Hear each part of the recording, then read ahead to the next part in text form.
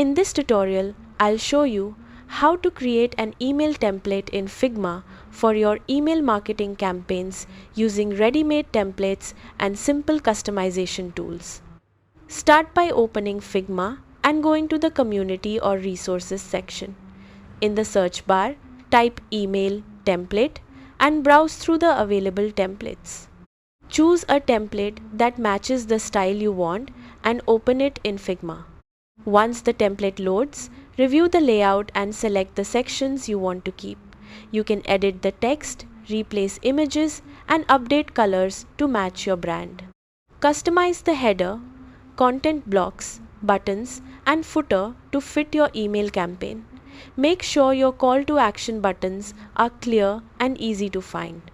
You can also adjust fonts, spacing, and images to create a more professional and personalized design. After making your changes, review the entire template to ensure everything looks consistent and aligned. When you're happy with the design, save your file and export any assets you need for your email marketing platform.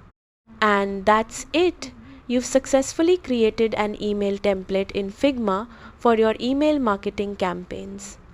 Thanks for watching, and I'll see you in the next tutorial.